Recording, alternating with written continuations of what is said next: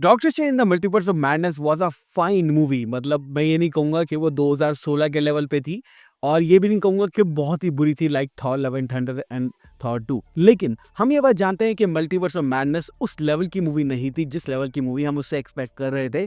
और 2022 में जब ये मूवी आई थी ना, most of the people were like कि ये मूवी फाइन है, इसको देख सकते हैं, मल्टीवर्स लेवल अच्छे तरीके से दिखाया गया है, but it was not the original movie. Original movie कुछ और होने वाली थी और आज की इस वीडियो में मैं तुम्हें बताने वाला हूँ कि क्या हो सकता था इस मूवी में और ओरिजिनल प्लान्स क्या था डॉक्टर स्ट्रेंज 2 का। तो आज की इस वीडियो में मैं आपको बताने वाला हूँ the untold story of doctor strange 2। Okay, without wasting any more time, let's begin this video. तो ओरिजिनली अगर बात करें ना, तो इस मूवी के अंदर जो इसके डायरेक्टर थे वो होने वाले थे स्कॉट डैरिसन, जिन्होंने बनाई थी 2016 वाली डॉक्टर स्ट्रेंज मूवी। अब जब 2016 में डॉक्टर स्ट्रेंज 1 आई थी ना, it was a visual masterpiece. Marvel ने जब इसको अनाउंस किया था, केविन फाइगी ने जब इसको अनाउंस किया था, तो ये कहा था कि इस मूवी के अंदर ना आपको ऐसे विजुअल्स देखने को मिलने वाले हैं जो कि आपको किसी और मूवी में अभी तक आपने देखे नहीं होंगे। और ये बात बिल्कुल 100% सही थी। 2016 के टाइम पे जब मार्वल अपने पीक पे चल रहा था, तब ये मूवी आई थी and it was a amazing movie, it was a visual masterpiece और सब लोगों को पसंद आई थी। अभी भी मैं याद करता हूँ 2016 की जब डॉक्टर स्ट्रेंज आई थी ना, उसकी ओरिजिन स्टोरी की बात कर लो, उसकी पावर्स की बात कर लो, सारे के सारे विलन की बात कर लो, it was a wonderful movie, बहुत ही बढ़िया लगा था देख के। तो ऑब्वियस सी बात है कि 3 साल बाद या 4 साल बाद जब ओरिजिनल प्लान इसके सामने आए कि भाई अब डॉक्टर स्ट्रेंज 2 बनाने की बात है और आगे चलने की बात है, तब बहुत कुछ बढ़िया हो सकता था। अब जो हमारे स्कॉट डायरेक्शन थे, जो फर्स्ट मूवी के डायरेक्टर थे, उन्होंने कहा था कि इस मूवी के अंदर मैं डालूंगा नाइटमेयर को, जो कि ओरिजिनली डॉक्टर स्ट्रेंज 2 का मेन विलन होने वाला था। अगर बात करें नाइटमेयर की ना, तो नाइटमेयर एक डीमन है जो कि ड्रीम डायमेंशन में रहता है और लोगों के जब उनको बुरे सपने आते हैं ना, उनके ऊपर वो फीड करता है। तो basically he was a very good villain and very well villain for doctor strange 2। और कॉमिक्स के अंदर भी अगर डॉक्टर स्ट्रेंज नाइटमेयर की हम देखें ना, तो उन दोनों की बनती नहीं है और ऑब्वियसली वो दोनों एक दूसरे के बहुत ही बड़े दुश्मन हैं। और ये बात हमें ऑलरेडी पता थी कि डोरमामू के बाद में अगर कोई बढ़िया विलन दिखाना है तो नाइटमेयर से बढ़िया विलन नहीं हो सकता था। तो जब स्कॉट डायरेक्टर ने ये बात रखी केविन फाइगी के आगे कि भैया नाइटमेयर को विलन बनाना है, तो केविन फाइगी ने बोला कि ठीक है, बट इसके अंदर 2-3 चीजें मैं आपको बताऊंगा, वो आपको करनी है। लेकिन स्कॉट डायरेक्शन उसके साथ नहीं माने और उन्होंने इस मूवी को छोड़ दिया। उसके बाद फिर बहुत ही बढ़िया चीज हुई कि भाई मार्वल को ही पता चला कि बहुत बड़े बड़े एक्टर्स हैं, बहुत बड़े डायरेक्टर्स हैं, उनको लेकर आना चाहिए इस मूवी के लिए, क्योंकि स्कॉट डायरेक्शन ने इस मूवी को छोड़ दिया है। क्योंकि अगेन ये वही सीन है जो कि सैम रेबी के साथ हुआ था 2007 में। जी हाँ, तो उन्होंने भी क्रिएटिव वजह से जो है मार्वल का साथ छोड़ दिया था। अब यहाँ पर जब केविन फाइगी जो है वो सोच रहे थे कि किस बंदे को लाया जाए इस मूवी को डायरेक्ट करने के लिए, क्योंकि ओरिजिनल जो रिलीज डेट थी इसकी वो थी हमारी 2021 की। जी हाँ, तो उस वक्त थे सैम रेमी अवेलेबल। और सैम रेमी को जब इस मूवी के लिए लाया गया तो सैम रेमी से ये कहा गया कि जो भी चीज़ हम तुम्हें बताएंगे वो तुम्हें इस मूवी के अंदर इंक्लूड करनी है। इनिशियली सैम रेमी तो मान गए थे कि भाई हमें जो है वो सारी की सारी चीज़ें जो है वो स्कॉट डायरेक्शन की ही फॉलो करनी है, 2-3 चीज़ें इसके अंदर मैं अपनी डाल दूंगा। लेकिन मूवी का एंड होते होते कोविड हिट कर गया और उसके बाद जो है पूरी जो प्रोडक्शन थी इसके ऊपर शट डाउन लग गया और ये मूवी को दोबारा से लिखा गया। तो अगेन जो स्कॉट डायरेक्शन ने डायरेक्शन चुनी थी और जो सोचा था इस मूवी के अंदर विलन डालूंगा, स्टोरी ये लिखूंगा, वो बिल्कुल खत्म हो गई और अब दोबारा से स्टोरी को लिखा गया 2022 में। 2022 के आसपास जब सोचा गया कि इस मूवी के विलन कौन रखना चाहिए, तो यहाँ पर केविन फाइगी ने सजेशन दिया कि अब इस मूवी का विलन ना आपको वांडा रखा जा सकता है। और 2021 के वांडा विजन के बाद हमें ये बात तो पता थी कि धीरे धीरे जो वांडा है वो डार्क होल्ड की तरफ से करप्ट हो रही है, तो एज अ विलन उसको दिखाया जा सकता है। लेकिन ओरिजिनली ये प्लान नहीं था और वांडा को एज अ एलाई दिखाने जाने वाला था।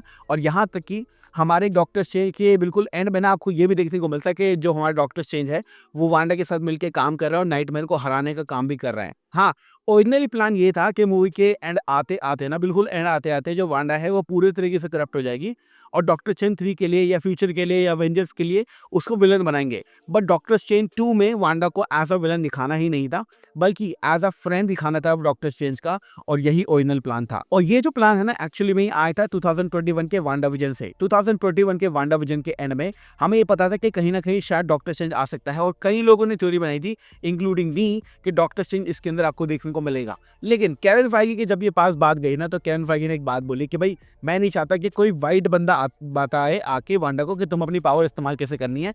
वही वोकनेस वाली बात आ जाती है और यहाँ पे, और वांडा के पास में डॉक्टर स्ट्रेंज नहीं आया था। और बेसिकली जो उसका प्लान था कि भाई आऊंगा वांडा के पास सब कुछ सही करूंगा और फिर उसको सिखाऊंगा। वो वांडा विजन से ही स्क्रैप कर दिया गया था। तो 2022 की मल्टीवर्स ऑफ मैडनेस में तो वो चीज़ होनी ही नहीं थी, और ये जो प्लान है उसके बाद फिर ऐड किया गया था। इसके साथ-साथ अगर बात करें इल्यूमिनाटी की ना, तो इल्यूमिनाटी की जो टीम थी वो टोटली डिफरेंट होने वाली थी, और कहीं न कहीं हमें और कैरेक्टर्स के अंदर देखने को मिलते। अब मल्टीवर्स ऑफ मैडनेस के अंदर आपने देखा रेडिटर्स को, हमारे प्रोफेसर एक्स को, साथ-साथ हमने ब्लैक बोल्ट को देखा, और हेली एटवेल की कैप्टन कार्टर, और हमारा मोर्डो को देखा। इसके अलावा और कोई कैरेक्टर नहीं देखा। लेकिन हमें ये बात पता है कि 2020 में इसमें बहुत सारे चेंजेस हुए, और कहीं न कहीं इसके इल्यूमिनाटी के जो मेंबर्स थे ना, वो कंप्लीटली डिफरेंट थे। और मैं आपको अगर आपको बताऊँगा कि इल्यूमिनाटी के मेंबर्स कौन-कौन है, तो तुम भी सोचोगे कि क्या ये टीम हो सकती थी। पहला, इसके अंदर होने वाला था बाल्डर, और ये बात कन्फर्म कहीं न कहीं हो चुकी थी कि डैनियल क्रेग, जी हाँ, जेम्स बॉन्ड, उनको ये रोल मिला था बाल्डर द ब्रेव का, और वो कॉन्सेप्ट आर्ट भी दिया दिखला। लेकिन उन्होंने इस रोल को शूट करने से मना कर दिया। उन्होंने सोचा कि कोविड चल रहा है, मैं ये वायरस जो है मैं फैलाना नहीं चाहता, अपनी फैमिली को नहीं देना चाहता, इसलिए उन्होंने बैक डाउन कर दिया। अदरवाइज इल्यूमिनाटी के अंदर आपको बाल्डर द ब्रेव देखने को मिलता। इसके अलावा इस पूरी मूवी के अंदर ना आपको वास्प देखने को मिलती इल्यूमिनाटी के मेंबर के रूप में। साथ-साथ हमें आयरन मॉन्गर का एक वेरिएंट देखने को मिलता, यानी 2008 में जो आयरन मैन का विलन था ओबेडाया स्टेन, उसका एक वेरिएंट देखने को मिलता। साथ-साथ टॉम क्रूज का आयरन मैन देखने को मिलता। लेकिन जो हमारे मिशन इम्पॉसिबल की जब शूटिंग चल रही थी, तो मार्वल वालों ने उनको अप्रोच ही नहीं किया। ओरिजिनली सैम रेमी ने ये बात कही थी, साथ-साथ माइकल वॉल्ड्रेन जो कि इस मूवी के राइटर थे, और स्कॉट डेरिक्सन, उन्होंने भी कहा था कि भैया टॉम क्रूज को अप्रोच करो आयरन मैन के रोल के लिए। बट मार्वल ने उनको अप्रोच ही नहीं किया, क्योंकि उनको लगा कि मिशन इम्पॉसिबल मूवी के अंदर कोई प्रॉब्लम, मतलब उनकी शूटिंग को हम खराब नहीं करना चाहते, तो हम इनको अप्रोच नहीं कर रहे। साथ-साथ इसके अलावा डेडपूल भी एक ड्राफ्ट में था, यानी कि इल्यूमिनाटी की टीम में आपको डेडपूल भी देखने को मिलने वाला था, जो कि अगेन रिप्लेस हो गया। अब यहाँ पर हमें ब्लैक बोल्ट और उसके अलावा हेली की कैप्टन कार्टर, ये सब आपको देखने को मिले। बट ओरिजिनल जो इल्यूमिनाटी थी, अगर वो आप सोचो, तो आयरन मॉन्गर, डेडपूल, साथ-साथ बाल्डर द ब्रेव, वास्प, ये कैरेक्टर भी बहुत ही बढ़िया लगते हैं। और हाँ, थोड़ा डिफरेंट है, बट हाँ, डिफरेंट होता तो और मजा आता। इसके अलावा इस मूवी के अंदर ना मोर्डो का जो रोल था वो ज्यादा बड़ा नहीं था। इनफैक्ट हमें पता है कि मल्टीवर्स ऑफ मैडनेस में मोर्डो का एक नया वेरिएंट आपको देखने को मिलता है, जिसमें डॉक्टर स्ट्रेंज जब मिलने जाता है, पहले तो उसे भरोसा नहीं करता, फिर बाद में ड्रंक दे देता है उसको, और वो एक तरह से उसको कैप्चर करवा देता है। लेकिन ओरिजिनली प्लान में क्या था कि डॉक्टर स्ट्रेंज 1 में आपको याद होगा कि जब मोर्डो है, वो सारे के सारे मैजिशियंस के पास जाकर उनकी पावर लेने की कोशिश करता है। तो होने को क्या वाला था कि ये जाता वांडा के पास में, और वांडा के पास जाके बोलता है द बिल कम्स ड्यू, मतलब मैं तेरी पावर लेने आया हूँ, और वांडा उसको वहीं पे मार देती, उसकी गर्दन काट देती। इसका कॉन्सेप्ट आर्ट भी है, और ये गर्दन प्रेजेंट करती डॉक्टर स्ट्रेंज को। तो ये ओरिजिनली प्लान था मोर्डो का, लेकिन अगेन इसको भी चेंज कर दिया गया। साथ-साथ अगर बात करें और कैरेक्टर की ना, तो इसके अंदर आपको शूमा गोनाथ का एक बड़ा रोल देखने को मिलता। लेकिन हमें पता है मल्टीवर्स ऑफ मैडनेस के अंदर शूमा गोनाथ को शुरुआत के अंदर थोड़ा-सा ही सीन उसका दिखाया गया, और as a throw away villain उसको दिखा दिया गया। लेकिन ओरिजिनल जो प्लान था डॉक्टर स्ट्रेंज 2 का, उसमें शूमा गोनाथ का एक बड़ा रोल होने वाला था, और कहीं न कहीं ये ड्रीम डायमेंशन के अंदर भी आपको शायद देखने को मिलता। इसके अलावा जो सबसे बड़ा चेंज इस मूवी के साथ हुआ था, वो हुआ था इस मूवी की टाइमलाइन को लेकर। ओरिजिनली ये जो मूवी है ना, ये मूवी आने वाली थी हमारी स्पाइडरमैन 3 यानी कि नो वे होम से पहले। जी हाँ, तो ऑब्वियसली अगर ये मूवी से पहले आती तो 2-3 चीजें आपको उसके अंदर चेंज देखने को मिलती। अब तुम्हें याद होगा नो वे होम के अंदर आपको डॉक्टर स्ट्रेंज देखने को मिला था, लेकिन मल्टीवर्स का जो एलिमेंट था वो कहीं से देखने को मिला। सिर्फ नेड ने अपनी रिंग पहनी और मतलब एक तरह से टोबी और एंड्रू को इधर बुला लिया, लेकिन ओरिजिनल मूवी में ये नहीं था।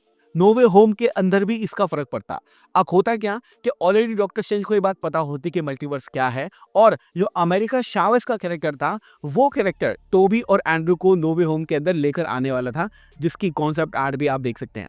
साथ-साथ एक सीन में आप देख भी सकते हैं, वो क्रेन से लटकी हुई है, और उसके हाथ में अगर तुम गौर से देखोगे तो ग्रीन गॉब्लिन का जो सीरम है वो भी तुम्हें देखने को मिल सकता है, जो कि तीनों पीटर जो है वो मिलकर बनाते। तो हाँ, नो वे होम के अंदर भी चेंज हुआ बिकॉज मल्टीवर्स ऑफ मैडनेस के अंदर चेंज हुआ। और ये सारी की सारी कहानी को अगर जोड़ के चले, जिसमें नाइटमेयर होता, वांडा विलन नहीं होती, मोर्डो पहले ही मर जाता, इल्यूमिनाटी की टीम अलग से देखने को मिलती, टॉम क्रूज का आयरन मैन देखने को मिलता। तो हाँ, आई वुड से कि doctor strange the multiverse of madness एक बढ़िया मूवी होती। और मैं ये नहीं कहूंगा कि अभी doctor strange the multiverse of madness एक बेकार मूवी है, बट क्या डिफरेंट थोड़ी होती तो हाँ, मजा जरूर आता। तो ये थी वो पूरी स्टोरी कि क्या हो सकता है डॉक्टर स्ट्रेंज 2 में। एंड काफी दिन से लोग बोल रहे थे कि भाई अनटोल्ड स्टोरी का नेक्स्ट पार्ट बनाओ, तो आई थिंक डॉक्टर स्ट्रेंज 2 से बढ़िया कोई मूवी हो नहीं सकती इसके बारे में, इसलिए मैंने सोचा कि इसके ऊपर वीडियो बनाता हूँ। And this is it. तो thank you so much for watching this video. मुझे कमेंट सेक्शन में जरूर बताना कि ओरिजिनल स्क्रिप्ट तुम्हें डॉक्टर स्ट्रेंज कैसे लगी, which character would you like to have seen more, मुझे प्लीज कमेंट सेक्शन में जरूर बताना। Thank you so much for watching this video. मैं हूँ सचिन निगम, मिलूंगा आपसे अगली वीडियो के अंदर। Bye guys, take care, love you all and have a great amazing day.